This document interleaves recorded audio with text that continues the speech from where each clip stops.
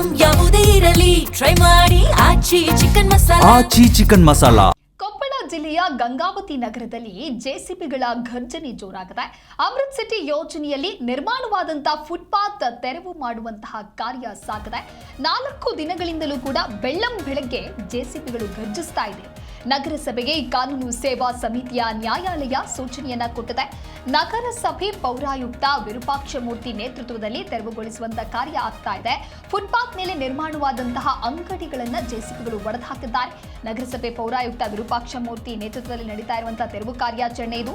Footpath ಒತ್ತುವರಿ ಮಾಡಿ ವ್ಯಾಪಾರಸ್ಥರಿಂದ ಮಳಿಗೆ ನಿರ್ಮಾಣವನ್ನ ಮಾಡಲಾಗಿತ್ತು. ಇನ್ನೊಂದು ಕಡೆ ಫುಟ್ಪಾತ್ ಮೇಲೆ ವ್ಯಾಪಾರದ ಅಂಗಡಿ ನಿರ್ಮಾಣ ಮಾಡಲಾಗಿದೆ.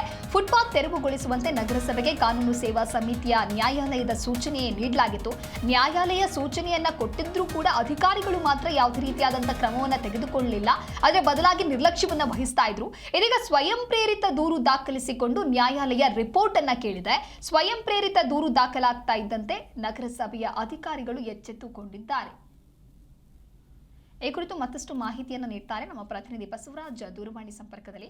ಬಸವರಾಜ್, ಜೆಸಿಬಿಗಳ ಘರ್ಜನೆ ಜೋರಾಗಿದೆ. ಅಂದ್ರೆ ಫುಟ್ಪಾತ್ ತೆರವು ಮಾಡೋದಕ್ಕೂ ಮುನ್ನ ಅವರಿಗೆ ನೋಟಿಸ್ ಅನ್ನ ನೀಡಲಾಗಿತ್ತಾ ಅಥವಾ ನ್ಯಾಯಾಲಯದಿಂದ ಸೂಚನೆ ಬಂದರೂ ಕೂಡ ಸಂಬಂಧಪಟ್ಟಂತ ಅಧಿಕಾರಿಗಳು ಇಷ್ಟು ದಿನಗಳ ಕಾಲ ನಿರ್ಲಕ್ಷ್ಯ ಮಾಡಿದ್ದು ಯಾಕೆ? ಹೌದು ದಿವ್ಯ, ಏನಂತಂದ್ರೆ ಕೊಪ್ಪಳ ಒಂದು ಗಂಗಾವತಿ ಅಂದ್ರೆ ಭತ್ತದ ನಾಡು ಗಂಗಾವತಿ ಅಂದ್ರೆ ಕರೆಯಲಾಗ್ತೈತೆ, ಫೇಮಸ್ ಆಗಿರ್ತಕ್ಕಂಥದ್ದು. ಈ ಒಂದು ಗಂಗಾವತಿ ಭಾಗದಲ್ಲಿ ಬಹಳಷ್ಟು ವ್ಯವಹಾರಗಳು ನಡೆಯುವುದರಿಂದಾಗಿ ಫುಟ್ಪಾತ್ ಅನ್ನು ಕೂಡ ಇವತ್ತು ವ್ಯಾಪಾರಸ್ಥರು ಒಂದು ಒತ್ತುವರಿ ಮಾಡಿಕೊಂಡಿರ್ತಕ್ಕಂಥದ್ದು. ಹಾಗಾಗಿ ಒಂದು ರಸ್ತೆ ಹೋಗರು ಕೂಡ ಒಂದು ಫುಟ್ಪಾತ್ ಮೇಲೆ ನಡೆಯೋದಕ್ಕೆ ದಾರಿ ಇಲ್ಲದೇನೆ ರಸ್ತೆಯಲ್ಲಿ ಹೋಗುವಂತ ಒಂದು ಸಂದರ್ಭ ಇರ್ತಿತ್ತು. ಹಾಗಾಗಿ ಕೆಲವೊಂದಿಷ್ಟು ವಾಹನಗಳು ಕೂಡ ರಸ್ತೆಯಲ್ಲಿ ಬಿಡೋದ್ರಿಂದಾಗಿ ಬಹಳಷ್ಟು ಟ್ರಾಫಿಕ್ ಸಮಸ್ಯೆ ಇರೋದ್ರಿಂದಾಗಿ ಬಹಳಷ್ಟು ಇದರಿಂದ ಕಾನೂನು ಸೇವಾ ಸಮಿತಿ ಕೂಡ ಈಗಾಗಲೇ ಒಂದು ನಗರಸಭೆಗೆ ತೆರವುಗೊಳಿಸುವಂತೆ ಕೂಡ ಒಂದು ಸಲಹೆಯನ್ನು ಕೊಟ್ಟಿತ್ತು, ಸೂಚನೆಯನ್ನು ಕೊಟ್ಟಿತ್ತು.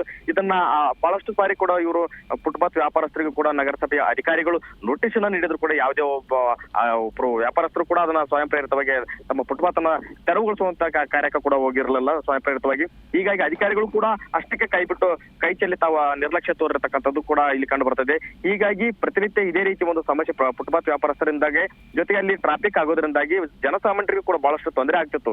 ಹೀಗಾಗಿ ಕಾನೂನು ಸೇವಾ ಸಮಿತಿ ಕೂಡ ಈಗ ಸ್ವಯಂ ಪ್ರೇರಿತವಾಗಿ ದೂರು ದಾಖಲಿಸಿಕೊಂಡಂತಹ ಸಂದರ್ಭದಲ್ಲಿ ದೂರು ದಾಖಲಿಸಿಕೊಂಡು ಆ ಒಂದು ಸಂಬಂಧಪಟ್ಟಿರ್ತಕ್ಕಂಥ ಫುಟ್ಪಾತ್ ತೆರವು ಕಾರ್ಯ ಎಲ್ಲಿ ಬಂದುತ್ತೆ ಅಂತ ಒಂದು ವರದಿ ಕೇಳಿದಂತಹ ಸಂದರ್ಭದಲ್ಲಿ ಈಗ ಎಚ್ಚೆತ್ತುಕೊಂಡಿರ್ತಕ್ಕಂಥ ನಗರಸಭಾ ಅಧಿಕಾರಿಗಳು ಬೆಳ್ಳಂಬೆಳಗ್ಗೆ ಒಂದು ನಗರಸಭೆಗೆ ಸಂಬಂಧಪಟ್ಟಿರ್ತಕ್ಕಂತಹ ಜೆಸಿಬಿಗಳ ಜೊತೆಗೆ ಒಂದು ನಗರಸಭೆ ಪೌರಾಯುಕ್ತರಾದ ವಿರೂಪಾಕ್ಷಮೂರ್ತಿ ಅವರು ಕೂಡ ಇವತ್ತು ಫೀಲ್ಡ್ಗಳು ಇವತ್ತು ಒಂದು ಕೆಲಸವನ್ನ ಮಾಡ್ತಾರೆ. ಫೀಲ್ಡ್ಗಳದ್ದು ಅಲ್ಲಿರ್ತಕ್ಕಂತಹ ಒಂದು ಯಾವ ಒಂದು ಒತ್ತುವರಿ ಆಗಿರ್ತಕ್ಕಂಥ ಪ್ಲೇಸ್ಗಳಿವೆ, ಫುಟ್ಪಾತ್ ಮೇಲೆ ಯಾರ್ಯಾರು ಅಂಗಡಿ ಮುಗ್ಗಟ್ಟುಗಳನ್ನ ಹಾಕೊಂಡಿರ್ತಕ್ಕಂಥದ್ದು, ಅಂತ ಅಂಗಡಿ ಮುಗ್ಗಟ್ಟುಗಳನ್ನ ಹಾಕೊಂಡು ಶೆಡ್ಗಳನ್ನ ಹಾಕಿರ್ತಾರೆ. ಅಂತಹ ಒಂದು ಎಲ್ಲಾ ಅಂಗಡಿ ಮುಗ್ಗಟ್ಟುಗಳನ್ನು ಕೂಡ ಇವತ್ತು ತೆರವುಗೊಳಿಸುವಂತ ಕೆಲಸಕ್ಕೆ ಈಗಾಗಲೇ ನಗರಸಭೆ ಅಧಿಕಾರಿಗಳು ಬೆಳ್ಳಂಬೆಳಗ್ಗೆಯಿಂದ ಕೂಡ ಇವತ್ತು ಕಾರ್ಯಾಚರಣೆ ಮಾಡ್ತಕ್ಕಂಥದ್ದು.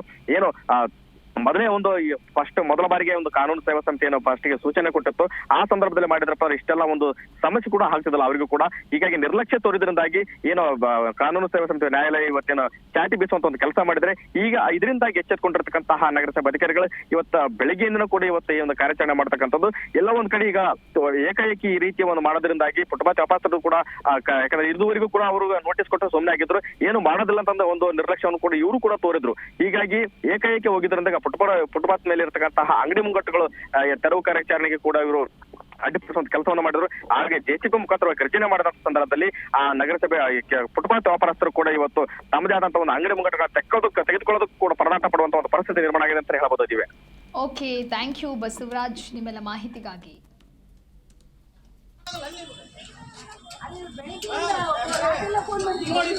ನಾವು